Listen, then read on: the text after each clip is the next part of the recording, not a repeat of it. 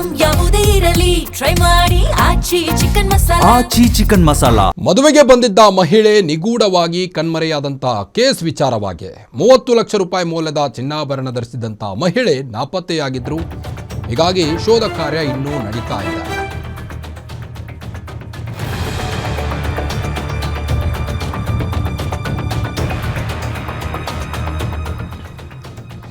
ಮದುವೆಗೆ ಬಂದಿದ್ದ ಮಹಿಳೆ ನಿಗೂಢವಾಗಿ ಕಣ್ಮರೆಯಾದ ಕೇಸ್ ವಿಚಾರ ಇನ್ನೂ ನಡೀತಾ ಇದ್ದು 30 ಲಕ್ಷ ರೂಪಾಯಿ ಮೌಲ್ಯದ ಚಿನ್ನಾಭರಣ ಧರಿಸಿದಂಥ ಮಹಿಳೆ ನಾಪತ್ತೆಯಾಗಿದ್ರು. ಮಹಿಳೆಯ ಬಟ್ಟೆ ಬ್ಯಾಗ್ ಪತ್ತೆಯಾದ ಕೆರೆ ಬಳಿ ಪತ್ತೆಯಾಗಿತ್ತು. ಮಹಿಳೆಯ ಬಟ್ಟೆ ಬ್ಯಾಗ್. ಮಹಿಳೆಗಾಗಿ ಈಗ ತೀವ್ರ ಶೋಧವನ್ನು ನಡೆಸಿದ್ದಾರೆ ಪೊಲೀಸರು. ಮಹಿಳೆ ಪ್ರಿಯಾಂಕಾಗಾಗಿ ಕೆರೆಯಲ್ಲಿ ಮುಳುಗು ತಜ್ಞರಿಂದ ಶೋಧ ಕಾರ್ಯ ಆರಂಭವಾಗಿದ್ದು, ಖ್ಯಾತ ಮುಳುಗು ತಜ್ಞ ಈಶ್ವರ್ ಮಲ್ಪೆ ತಂಡದಿಂದ ಈ ಒಂದು ಕೆರೆಯಲ್ಲಿ ಶೋಧ ಕಾರ್ಯ ನಡೀತಾ ಇರುವುದು. ಉಡುಪಿಯಿಂದ ಆಗಮಿಸಿರುವಂಥ ತಜ್ಞರ ತಂಡದಿಂದ ಕೆರೆಯಲ್ಲಿ ಶೋಧ ನಡೀತಾ ಇದೆ. ಕೊಲೆ ಮಾಡಿ ಕೆರೆಯಲ್ಲಿ ಎಸೆದಿರುವಂಥ ಅನುಮಾನ ಕೂಡ ಒಂದು ಕಡೆ ವ್ಯಕ್ತವಾಗ್ತಾ ಇದೆ. ಬೇಲೂರು ತಾಲೂಕು 29 ವರ್ಷದ ಪ್ರಿಯಾಂಕಾ ಫೆಬ್ರವರಿ 12ರಂದು ನಾಪತ್ತೆಯಾಗಿದ್ದರು. ಕಿಡ್ನ್ಯಾಪ್ ಅಥವಾ ಸೂಸೈಡ್ ಮಾಡಿಕೊಂಡಿದ್ದಾರಾ ಎಂಬ ಶಂಕೆ ವ್ಯಕ್ತವಾಗ್ತಾ ಇದೆ. ಹಾಸನ ಗ್ರಾಮಾಂತರ ಪೊಲೀಸ್ ಠಾಣಾ ವ್ಯಾಪ್ತಿಯಲ್ಲಿ ಆದಂಥ ಘಟನೆ ಇದು. ಚಿಕ್ಕಮಗಳೂರಿಗೆ ಮದುವೆಗೆ ಅಂತ ಬಂದಿದ್ದ ಮಹಿಳೆ ನಿಗೂಢವಾಗಿ ನಾಪತ್ತೆಯಾಗಿದ್ದರು. ಫೆಬ್ರವರಿ 12ನೇ ತಾರೀಕಿನಂದು ನಾಪತ್ತೆಯಾಗಿದ್ದಾರಾ ಅಥವಾ ಅವರು ಮುಳುಗಿ ಏನಾದರೂ ಆತ್ಮಹತ್ಯೆಗೆ ಪ್ರಯತ್ನಿಸಿದಾರಾ ಅನ್ನೋ ಹಲವು ಅನುಮಾನಗಳು ಕಾಡ್ತಾ ಇದೆ. ಈಗ ಹಾಸನ ಗ್ರಾಮಾಂತರ ಪೊಲೀಸ್ ಠಾಣೆ ವ್ಯಾಪ್ತಿಯಲ್ಲಿ ಆದಂಥ ಘಟನೆ ಇದು.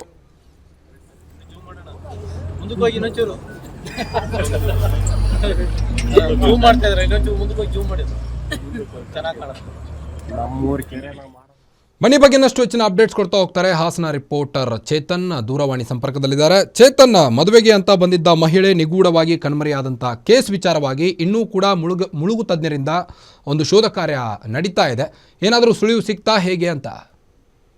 ಎಸ್ ಕಾರ್ತಿಕ್, ಏನು ಗುರುವಾರ ತುಮಕೂರು ಜಿಲ್ಲೆಯ ಕುಣಿಗಲ್ ಬಳಿಯಿಂದ ಚಿಕ್ಕಮಗಳೂರಿಗೆ ಮದುವೆಗೆ ತೆರಳಿದಂತ ಏನು ಮಹಿಳೆ ಇದ್ದಾರೆ, ಚಿನ್ನಾಭರಣ ಧರಿಸಿ ಮದುವೆಗೆ ಬಂದಿದ್ದಂತಹ ಮಹಿಳೆ ನಿಗೂಢ ನಾಪತ್ತೆ ಪ್ರಕರಣ ಸಂಬಂಧ ಈಗಾಗಲೇ ರಾತ್ರೋರಾತ್ರಿ ಕೆರೆಯಲ್ಲಿ ಮುಳುಗು ತಜ್ಞರಿಂದ ಶೋಧ ಕಾರ್ಯಾಚರಣೆ ನಡೀತಿರ್ತಕ್ಕಂಥದ್ದು. ಏನು ಖ್ಯಾತ ಮುಳುಗು ತಜ್ಞರಿದ್ದಾರೆ ಈಶ್ವರ್ ಮಲ್ಪೆ ಅವರ ತಂಡ ಏನಿದೆ, ಆ ತಂಡ ಈಗ ಕೆರೆಯಲ್ಲಿ ಶೋಧ ಕಾರ್ಯವನ್ನ ಮುಂದುವರಿಸಿರ್ತಕ್ಕಂಥದ್ದು.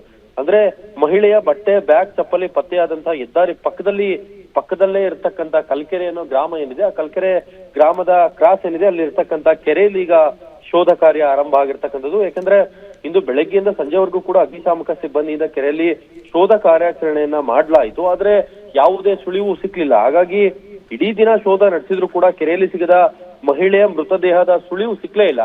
ಹಾಗಾಗಿ ಈಗ ಈಶ್ವರ್ ಮಲ್ಪೆ ಅವರ ತಂಡ ಬಂದಿರತಕ್ಕಂಥದ್ದು. ಈಗಾಗಲೇ ಏನು ಕೊಲೆ ಮಾಡಿ ಕೆರೆಯಲ್ಲಿ ಆಕೆಯನ್ನ ಅಂದ್ರೆ ಒಂದು 150 ಗ್ರಾಂ ಚಿನ್ನಾಭರಣವನ್ನ ಧರಿಸಿದಂತ ಮಹಿಳೆ ಏನಿದ್ದಾರೆ ಅವ್ರನ್ನ ಕೊಲೆ ಮಾಡಿ ಕೆರೆಯಲ್ಲಿ ಎಸೆಲಾಗಿದೆ ಅನ್ನೋ ಅನುಮಾನದಲ್ಲಿ ಒಂದು ಆ ಕುಟುಂಬ ಏನಿದೆ ಒಂದು ಶಂಕೆಯನ್ನ ವ್ಯಕ್ತಪಡಿಸ್ತು. ಆ ನಿಟ್ಟಿನಲ್ಲಿ ಶೋಧ ಕಾರ್ಯಾಚರಣೆಯನ್ನ ಮಾಡಿರ್ತಕ್ಕಂಥದ್ದು. ಏನು ಗುರುವಾರ ಆಕೆ ಮುಂಜಾನೆ ಅಂದ್ರೆ ಚಿಕ್ಕಮಗಳೂರಿಗೆ ಮದುವೆಗೆ ಹೋಗ್ಲಿಕ್ಕೆ ಬಂದಿರ್ತಾಳೆ. ಆದ್ರೆ ಎಲ್ಲೋ ಒಂದ್ ಕಡೆ ಅಂದ್ರೆ 2 ದಿನಗಳಾದ್ರೂ ಕೂಡ ಆಕೆಯ ಕಣ್ಮರೆ ನಿಗೂಢವಾಗಿ ಇರ್ತಕ್ಕಂಥದ್ದು. ಆ ನಿಟ್ಟಿನಲ್ಲಿ ಏನೋ ಈಶ್ವರ್ ಮಲ್ಪೆ ಇದ್ದಾರೆ, ಅವರು ಈಗಾಗಲೇ 10 ಅಡಿ ಅಂದ್ರೆ 10 ಅಡಿ ಆಳದಲ್ಲಿ ಏನಾದ್ರೂ ಮೃತದೇಹ ಇರಬಹುದಾ ಅನ್ನೋ ಕಾರಣಕ್ಕಾಗಿ 100ರಿಂದ 150 ಮೀಟರ್ ಏನು ಸುತ್ತ ಪರಿಮಿತಿ ಇದೆ, ಆ ಪರಿಮಿತಿಯಲ್ಲಿ ಈಗಾಗಲೇ ಶೋಧ ಕಾರ್ಯಾಚರಣೆಯನ್ನ ನಡೆಸಿರ್ತಕ್ಕಂಥದ್ದು. ಆದ್ರೆ ಶೋಧ ಕಾರ್ಯಾಚರಣೆಯಲ್ಲಿ ಯಾವುದೇ ಕೂಡ ಮೃತದೇಹ ಪತ್ತೆ ಆಗಿಲ್ಲ. ಹಾಗಾಗಿ ಕಾರ್ಯಾಚರಣೆ ನಾಳೆಯೂ ಕೂಡ ಮುಂದುವರಿಯುವ ಸಾಧ್ಯತೆ ಇರತಕ್ಕಂಥದ್ದು. ಕಾರ್ತಿಕ್, ಓಕೆ, ಇನ್ನೂ ಮುಳುಗು ತಜ್ಞರು ಶೋಧ ನಡೆಸ್ತಾ ಇದ್ದಾರಾ ಹೇಗೆ ಅಂತ? ಹೌದು ಕಾರ್ತಿಕ್, ಯಾಕಂದ್ರೆ ಈಗಾಗಲೇ ಮುಂಜಾನೆಯಿಂದಲೂ ಕೂಡ ಅಗ್ನಿಶಾಮಕ ದಳದವರು ಸಿಬ್ಬಂದಿ ಏನಿದ್ದಾರೆ ಅವರು ಕೆರೆಯಲ್ಲಿ ಶೋಧವನ್ನ ಮಾಡಿದ್ರು. ಜೊತೆಗೆ ಏನು ಪೊಲೀಸ್ ಇಲಾಖೆ ಡ್ರೋನ್ ಕೂಡ ಬಳಸಿ ಅಂದ್ರೆ ಏನು ಆ ಕಲ್ಕೆರೆ ಸುತ್ತಮುತ್ತ ಬೇಲೂರು ತಾಲೂಕಿನ ಆ ವ್ಯಾಪ್ತಿಗೆ ಬರ್ತಕ್ಕಂಥ ಕಲ್ಕೆರೆ ಏನಿದೆ ಅದರ ಸುತ್ತಮುತ್ತ ಇರುವಂತಹ ಎಲ್ಲಾ ಕಡೆ ಕೂಡ ಅದು ಡ್ರೋನ್ ನ ಬಳಸಿ ಶೋಧ ಕಾರ್ಯಾಚರಣೆಯನ್ನ ಮಾಡ್ಲಿಕ್ಕೆ ಪೊಲೀಸ್ ಇಲಾಖೆ ಮುಂದಾಯ್ತು. ಆದ್ರೆ ಯಾವುದೇ ಸುಳಿವು ಸಿಗದೇ ಇರೋ ಕಾರಣ ಈಗಾಗಲೇ ಏನು ಎಲ್ಲಾ ಕಾರ್ಯಾಚರಣೆಯನ್ನು ಮಾಡಿ ಕೂಡ ಸಿಗದ ಕಾರಣ ಈಗಾಗಲೇ ಈಶ್ವರ್ ಮಲ್ಪೆ ಅವರು ಬಂದು ಈಗಾಗಲೇ ಶೋಧ ಕಾರ್ಯಾಚರಣೆ ಮುಂದುವರಿಸಿರ್ತಕ್ಕಂಥದ್ದು. ಅಂದ್ರೆ 10 ಅಡಿ ಆಳ ಜೊತೆಗೆ 100ರಿಂದ 150 ಮೀಟರ್ ಏನು ಪರಿಮಿತಿಯಲ್ಲೂ ಕೂಡ ಈಗಾಗಲೇ ಶೋಧ ಕಾರ್ಯಾಚರಣೆಯನ್ನ ನಡೆಸಿರ್ತಕ್ಕಂಥದ್ದು. ಆದ್ರೆ ಏನು ಸಮಯ ಆಗಿರೋ ಕಾರಣ ಅಂದ್ರೆ ಅಲ್ಲಿ ಸಿಗದೆ ಮೃತದೇಹ ಏನೂ ಸಿಕ್ಕಿಲ್ಲ. ಹಾಗಾಗಿ ನಾಳೆಯೂ ಕೂಡ ಈ ಮೃತದೇಹದ ಶೋಧ ಕಾರ್ಯಾಚರಣೆ ಮುಂದುವರಿಯುತ್ತೆ ಕಾರ್ತಿಕ್. ಓಕೆ, ಥ್ಯಾಂಕ್ ಯು ತಮ್ಮೆಲ್ಲ ಮಾಹಿತಿಗಾಗಿ ಚೇತನ್.